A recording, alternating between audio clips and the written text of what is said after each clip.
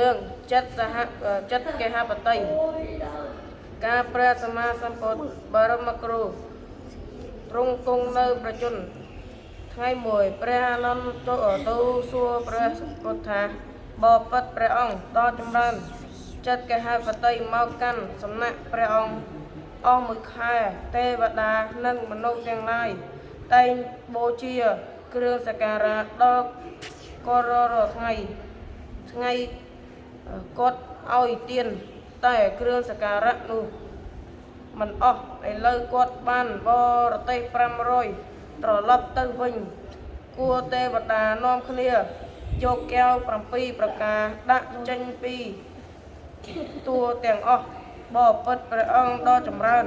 គ្រឿងសក្ការៈកើតដល់ចិត្តកេហបតីនោះតែក្នុងការដែលមកកាន់សំណាក់ព្រះអង្គឬទេឬថាកើតឡើងដល់គាត់ក្នុងទីដតីដែរព្រះមានព្រះភិក្ខត្រាស់ថាមនាលអានន្ទក្នុងទីណាក៏ដោយគ្រឿងសក្ការៈតែងកើតដល់ចិត្តកហបតីជានិច្ចព្រោះគាត់មានសទ្ធានិងសិល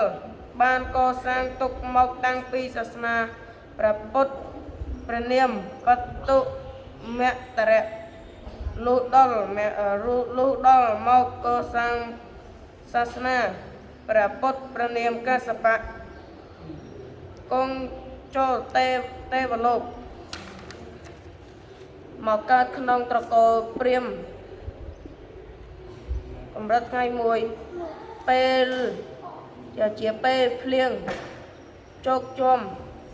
គាត់កោលលំពេកដើរចូលទៅព្រៃចាប់កម្រិតស្រែកឃើញភិក្ខុមួយរូបទូចៃវរ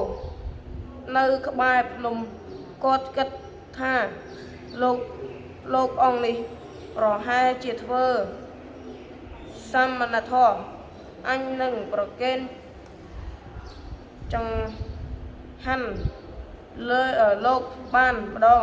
ក៏ទៅដាក់ភរិយាប្រាប់ភរិយាឲ្យចំអិនអាហារស្រាប់តែឃើញភិក្ខុមួយរូបទៀតកំពុងដើរបិណ្ឌបាតក៏និមន្តឲ្យគង់នៅលើផ្ទះប្រគេនចង្ហាន់ស្រួលបួលទៅយកទៅប្រគេនលោកដែលនៅក្បែរភ្នំលុះដល់កណ្ដាលផ្លូវ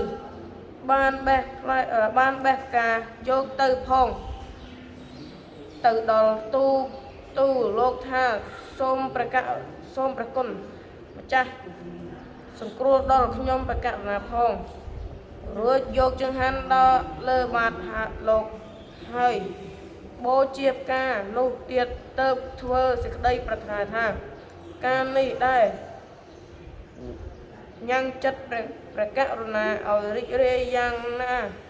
គ្រឿងប្រដាប់ការទាំងពាន់ចូលកើតដល់ខ្ញុំព្រះករុណារាល់ជាតិទាំងផ្កាក៏សូមបង្អន់ចូលមករាល់ជាតិត្រង់ទីដែលខ្ញុំព្រះករុណាកើតហើយកុំបីឃ្លៀងឃ្លាតព្រះនោះបានធ្វើកុសលតាំងពីជាតិនោះដរាបដល់អស់ជីវិតក៏បានទៅកើតក្នុងទេវលោកឯភ្លៀងផ្កាទឹកក៏បង្អន់ចុះជាជូនតម្រង់ចង់ត្រង់ទីដែលគាត់កើតនោះឯងមកដល់សាសនាតថាគតនេះបានមកកើតជាចិត្តហបតីនោះឯង